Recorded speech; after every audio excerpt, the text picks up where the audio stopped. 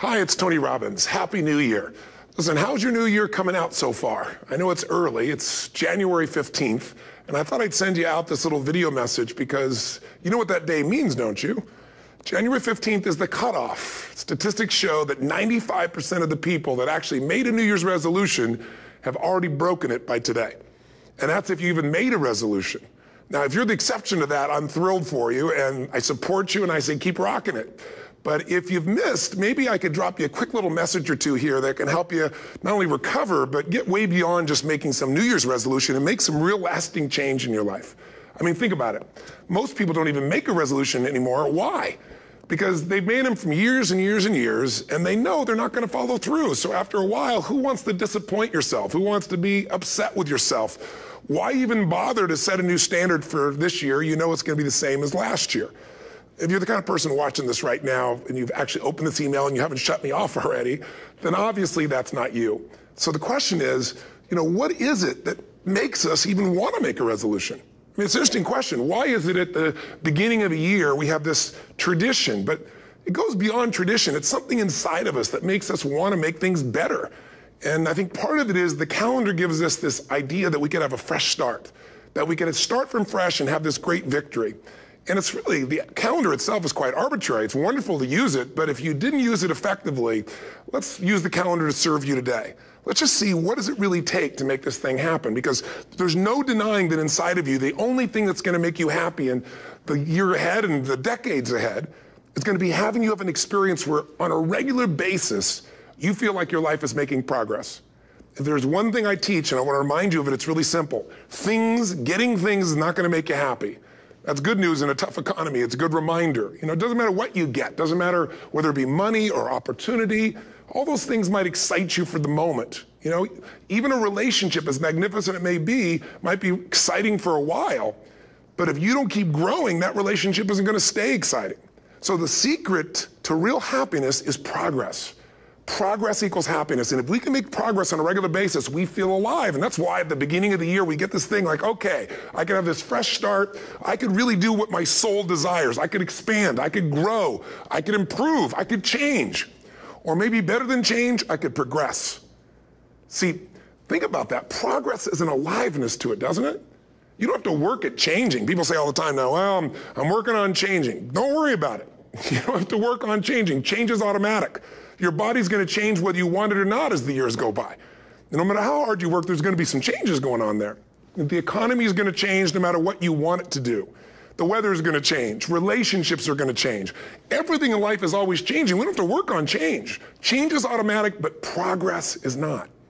So if you want to make real progress, then you really got to look at your life in a different way. You got to say, I got to take control of this process and not just hope it's going to work out like people do who make a resolution. Because really, isn't that what they're really doing at the beginning of the year? They're saying, well, here's my resolutions for the year, and they really basically tell you their wishes. It's their wish list. It's what they hope it all comes together. And then they call it a resolution, but they don't know what a resolution is.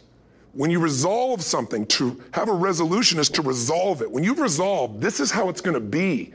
That's when you cut off any possibility except the thing you've committed to. It's like the old adage, if you want to take the island, you burn the boats. Because when you burn those boats, there's no going back. You're going to find a way to make things work. And most people, they're stating what they hope will come together. And if it doesn't happen, then they're disappointed, but they're not too disappointed because they're not too vested. What does it take to successfully create a lasting change in your life? To not only have a New Year's resolution you follow through on, but really have a lasting change? Well, the first step for lasting change is very much like making a New Year's resolution. Fundamentally, it's the same. The first step is you got to have a vision for what it is you really, truly want. Not what you think you want or what you should have. I mean, what are most people's New Year's resolutions? I'm going to stop eating sugar. I'm going to stop smoking. I'm going to lose 10 pounds. The problem with that is it's not very inspiring for most people. It's not telling you what you're going to get. It's only what you're not going to do. And it's kind of hard to have you move forward with that. A vision is about what you're here to create. A vision that really works is one that excites you. If you say, well, my resolution, my goal, my outcome for this month, this week, this year is to lose X number of pounds, that's okay, but it's not very compelling. It has to be a compelling vision. It's got to have something that has the power to pull you, not something you have to push yourself to do. Those are two different kinds of motivation. Push requires willpower, and willpower never lasts. What will last is pull. Having something so exciting, so attractive, something you desire so much that you have a hard time going to sleep at night and you get so up early in the morning to rock it and take it to the next level. That's what you're looking to create. And that isn't easy to get. But one of the reasons we do seminars and events and we say, why do that? Why not just read a book or something? Is because when you get in an environment where you're with people that are being put in a peak state, like when you're going to a sporting event, if you watch a sporting event at home, it might have a certain level of excitement. But when you're in a stadium with 50,000 people, suddenly it has a whole different level of intensity. And we feel that. And the bottom line of our follow-through comes down to our emotional intensity. In a different state of mind, you're going to come up with a much better and a more exciting vision than if you're sitting on the couch going, okay, what are my new resolutions for this year? And you're doing it the morning after the new year has started and you're a little inebriated and the football game's on in the background. Probably not going to have the power of focus there. Probably not going to have the power of the energy to create something that's going to pull you for this year. And you got to do that. So it's got to be a vision that's compelling. Something that it's going to be a gift to make sure that it happens. And also, along with that compelling vision, you got to have strong enough reasons that you're going to follow through when the going gets tough. That's one of the biggest things missing for most people. They say, this is what I want to do. It's not very exciting. It's not very compelling. But most importantly, they don't have strong enough reasons to push themselves through what's going to be necessary to get that dream, to get that goal when the inevitable challenges come up, when you're starving, hungry, and you're trying to go on a diet, right? When you got no time and you're stressed out and you haven't worked out still, and that's what you're supposed to do.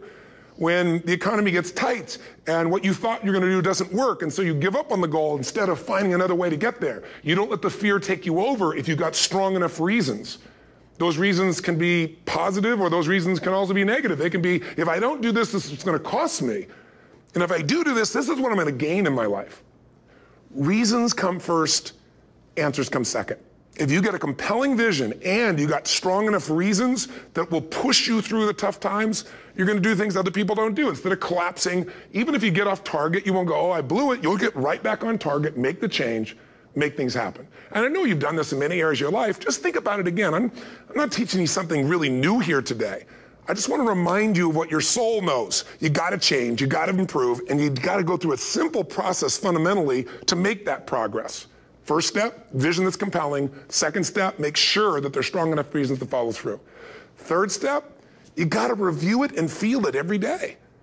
I mean, anything. Have you ever had this happen in your life? Has there been anything in your life that you've ever wanted so badly? You were so desirous of it. You had such a hunger for it that you couldn't stop thinking about it. Could have been a career move, could have been when you were a kid, a car, it could have been a relationship, it could have been anything, but you were obsessed. You wanted to make this happen. You wanted to attract this to your life. You just wanted something. And you didn't even know how to get it. But it was so compelling to you. You kept thinking about it every day, envisioning it, imagining it, feeling it. And then stuff happened. And suddenly you started to attract people or situations to your life, and it just came together. Like, you didn't even have a total plan. It was just that it was so a part of your focus with so much intensity and emotion so often that it sensitized you to notice anything that could get you there. There's a part of your brain called the reticular activating system. For short, we call it the RAS. That part of your brain determines what you notice in the world. And it's really important because when you set a goal, when you get really clear on a vision and there's strong enough reasons and you review it enough and it becomes a part of you, that part of your brain says, anything that relates to this, I need to notice. It's like, did you ever buy a certain kind of car or maybe a certain outfit and suddenly you see that car everywhere or those outfits everywhere? Well, you know, the cars were always around, but why do you see it now? Because your RAS knows this is important. This is part of my world now. Similarly, when you really get clear and it's compelling and you're reviewing it every day, you've got strong reasons and you're reviewing it every day and you're feeling it, the brain becomes incredibly acute at noticing anything to get you to move forward. And so that's the power of this. So, you know, what do people do with a New Year's resolution? They come up with something they kind of want. It's not a compelling vision.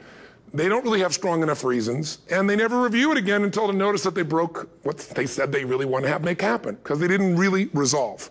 If you resolve, you got the vision, it's compelling, you review it daily, and you feel it, you envision it, and you experience it. Simple as it sounds. Now, ultimately, what is this really about? Ultimately, if you're going to have lasting change in anything, you're really talking about just raising your standards. I mean, I always tell people, if you want to know how to change your life, I give it to you in 3 words, boring as it sounds: raise your standards. And what does that mean? corny as it sounds. Raise your standards. Oh, thank you for the breakthrough thought, Tony. I'm glad I wasted my time watching this little email with you. But think about it. Lasting change is different than a goal. You don't always get your goals, but you always get your standards. Maybe it would help you is to think about it this way. I try to explain standards to people with a different set of words. Think of it as everybody in life gets their musts. They don't get their shoulds. Like, think about it. Most people have a list of shoulds, don't they? Don't you have a list of the shoulds, things you should do, you should follow through on? I should lose some weight, I should work out more, I should make more calls, I should respond more rapidly to my email, whatever, you know? I should get into the office earlier, I should be, more confident. Whatever your should list is, people love to have their should list be met, but it's kind of like New Year's resolutions. If it does, it's really exciting, but if it doesn't, which is most of the time, it's a little disappointing, but you kind of know it's not going to happen. But when you decide something is a must for you, an absolute must, when you cut off any possible, you say, I'm going to find the way or I'm going to make the way. Human beings, when they resolve things, when they make a real resolution inside themselves, which is they raise the standard and they make it a must, they find the way. Think about it in your own life. Haven't you had some area of your life where you raise your standard and your life has never been the same? Maybe at one time in your life you smoked cigarettes, or you did something and you did it for years and you kept trying to change it and kept telling yourself I should. And then one day something happened. Something just clicked you over. Something took you over that kind of tipping point. And inside yourself you said no more. And it was a very, very different experience, wasn't it? Something inside of you shifted and what was a should became a must and you've never gone back. Is there an area like that in your life you can think of? Again, did you ever smoke cigarettes? Did you ever eat a certain way, drink a certain form of alcohol, and then finally say no more, and you just don't go back? And notice this, it doesn't really take any willpower anymore. Because somewhere when we make this click, when we make something a must, we attach ourselves to it. It becomes part of our identity. And one thing I've learned in the last, 33 years of working with people from now over 100 countries, 4 million people, is human beings absolutely follow through on who they believe they are. If you said to me, well, I'm really going to work hard to stop smoking, but I've been a smoker my whole life and I am a smoker. I know your days are numbered. You're going to be back smoking cigarettes again because we all act consistent with who we believe we are. I tell people the strongest force in the whole human personality is this need to stay consistent with how we define ourselves. If you define yourself as somebody who is really conservative, you're not going to be crazy and act nuts unless you're really drunk or something, and then you can say it's the alcohol. When it's really just you finally getting permission to be yourself, the alcohol is your excuse. If you're a really crazy person, you act crazy, outrageous, playful. You don't act conservative because that's not who you are. Very often people say, well, I can't do that. I'm not that kind of person. And I always say to people, really, when did you define yourself? I mean, really, how many years ago did you come up with what you could and couldn't do in your life? How many years ago? Most people, if they really look at how they're living their life today, it's based on a set of standards, a set of beliefs that they made choices about 10, 20, 30 or more years ago. I mean, very often we made decisions in our youth or very young about what to believe, about what we were capable of, about who we are as a person, and that becomes the glass ceiling, if you will, that controls us. There's a corny metaphor, but it's true. I remember one time I was with my family at the circus, and there was a person there, and they had this big, giant elephant. And you look at this elephant, and they take this little rope, put it around the elephant's neck, and they drive this stake into the ground. And I mean, you look at this, and you know that elephant could rip down the entire tent with almost no effort. And yet, the elephant doesn't struggle, doesn't try. Why? Because the elephant's conditioned. And they take that elephant and condition the elephant when it's a baby elephant. That's how they train them. When it's a little baby elephant and it doesn't have the power yet, they put a big rope around it and they drive this huge stake in the ground, and the elephant fights and fights and fights. And one day, finally, that elephant decides, I'm not capable of pulling this out. And once that becomes the definition of an identity of anyone, an elephant in this case, they don't even try anymore. It's just who I am, that's how it is, that's just the way it is in my life. I'd like to ask you to take a look at any place you've got a limitation and ask yourself, when did I decide to accept that limitation? And you may not even see it as a limitation. You might see it as just that's who I am. But so often in our lives, we've adapted to be a certain way so that we don't fail or so that people will like us or respect us, but it's not necessarily who we are. Joy comes when you're spontaneous. It's really hard to be truly happy when you're not being yourself. And most of us have no clue who we are. And so a big part of my work, if you've ever been to an event, you know, is to get people to do things spontaneously without thinking, because that's when the real you shows up. That's when the energy comes alive. And when you do that, when you start to connect to your true nature, suddenly there's energy available for you to set a higher standard for what you want in your life. That's what this is really all about. And when I talk about standards, when I talk about, you know, shoulds versus musts, think about your own life. I know there have been areas in your life where some point in time you just shifted and you raised the standard and your life changed. Because whatever people have their identity attached to, they live. We live who we believe we are. That's just how it works. It's just kind of like, I'll give you an example. Look at your physical body. Your physical body today is an absolute reflection of only one thing, not your goals, not your desires, but your standards. The identity you have for yourself. If your standard is you're an athlete, then there's a certain amount of strength, a muscle tone, and energy that's available in your body on a regular basis because that's who you are. And so you do whatever's necessary to maintain that identity. Again, the strongest force in the human personality is this need to stay consistent with how we define ourselves. Because if you don't know who you are, you wouldn't know how to act. Once you lock in on that identity, your brain finds a way to keep you there.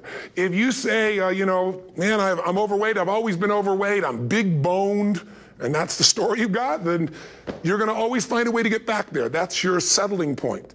That's your identity. That's where things lock in.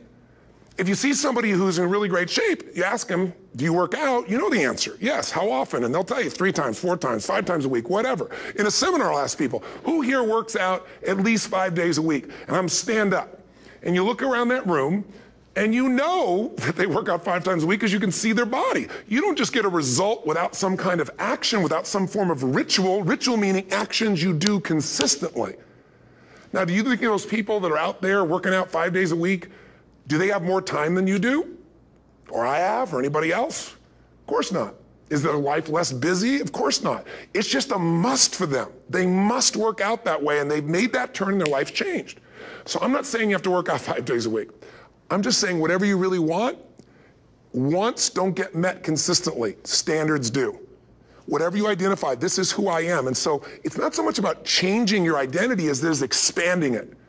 You know, deciding that, you know, instead of your goal is to lose 10 pounds, which is not compelling, what if your vision was to get back to my fighting weight?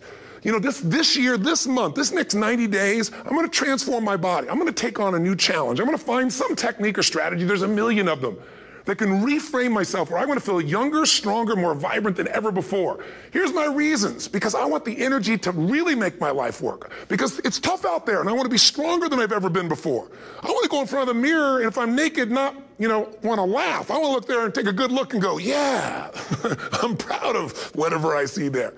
Whatever it takes, something's going to make you laugh, smile, something that's going to tease yourself, but something's going to move you to another level. If you identify yourself in a new way and you own that every day, and that becomes the standard of how you live, you'll find the way to make that standard real. Money's the same way. Think about it. It doesn't matter what's happening, quote unquote, in the marketplace. People that make money find a way to make money no matter what, don't they? I mean, most people's standard is to pay their bills. So that's what most people find a way to do, even when economic times get tough. Most people, if that's their absolute standard, they find a way. Some people's standard is pay their bills most of the time. And so most of the time they do. Some people's standard is not just to pay their bills, but to take care of their family and maybe even some of their friends. And they find a way. In fact, you know, some people may be in a family where they don't have enough money. They barely have money to pay their bills. They work their guts out. And then somebody, their mother, their father, somebody else, their sister gets ill, and there's not enough money to take care of it. Nobody else has money in the family. They don't either, but they find a way to get that money to take care of their mother or father, don't they? And pay their bills. They never could do it before. Why? The situation made them raise their own standard. And not everybody does that. Somebody else in the family might have money and still not take care of their mother.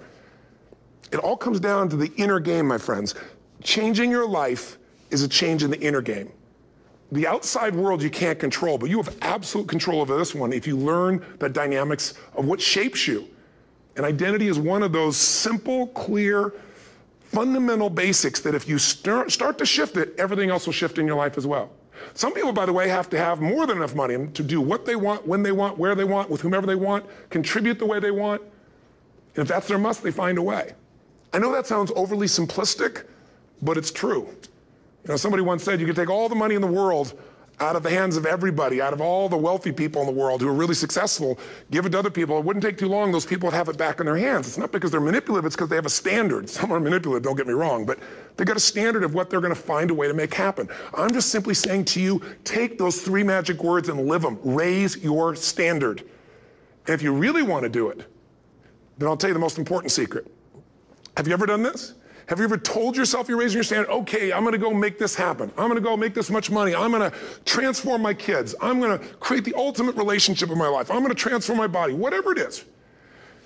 And then you don't have strong enough reasons and you don't use it. You don't follow through. It's because you didn't back up your standards with what makes those standards real, and that's rituals. Rituals are where the power is.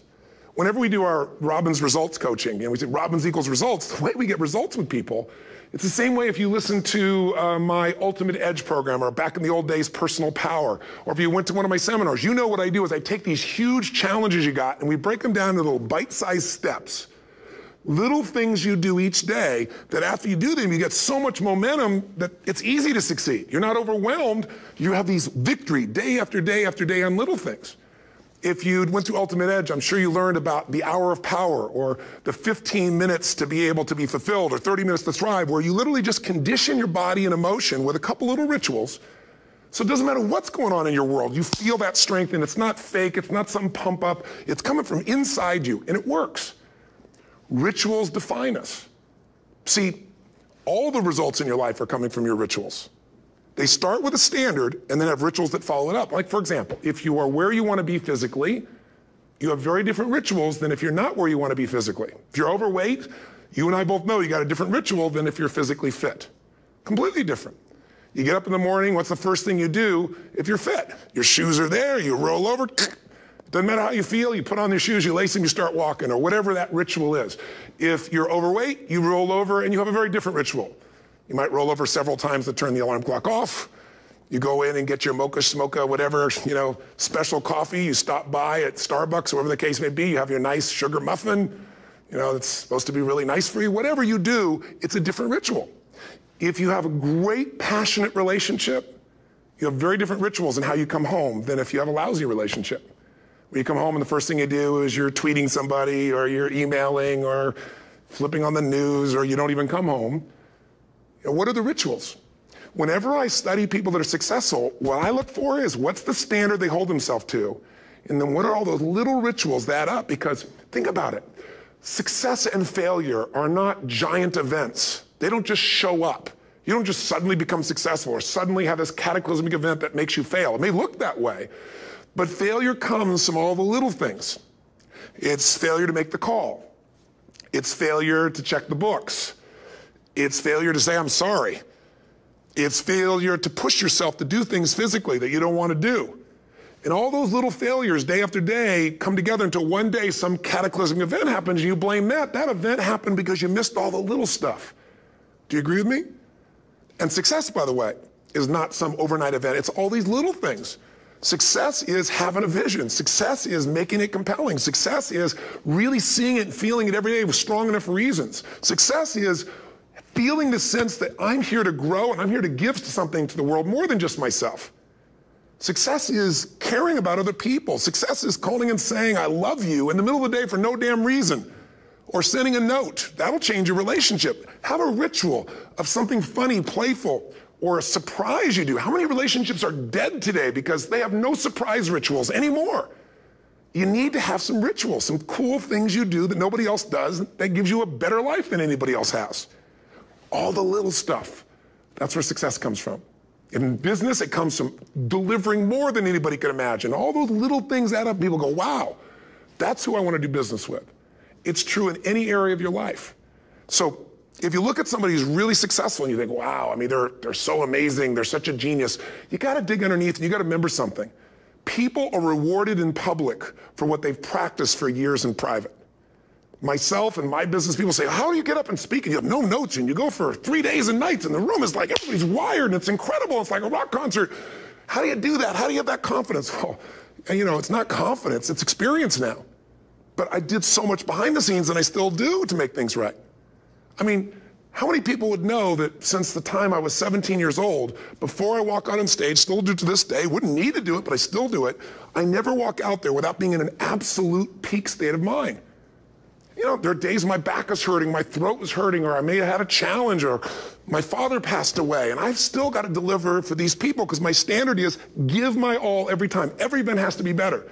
Talk to anybody who's been to our events for 5, 10 years, some of our trainers, and I'll say, I don't know how he does it. He always finds a way to make it better. That's not an ego thing. That's a standard in me.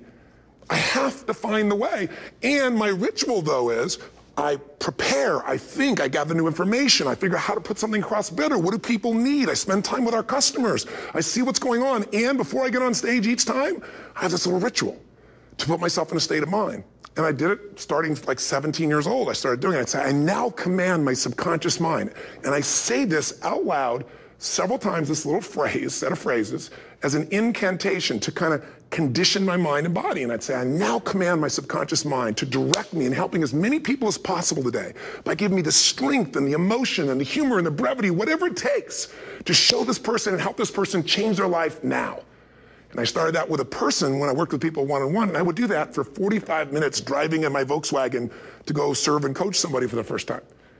Now I don't say that person, I say these people, and I can go out in a room of 10,000 people and deliver for 50 hours, and I do it every time I come back on stage. It's a ritual to go into peak state. Peak states don't just show up, they don't interrupt you. Great ideas don't interrupt you, you gotta pursue them.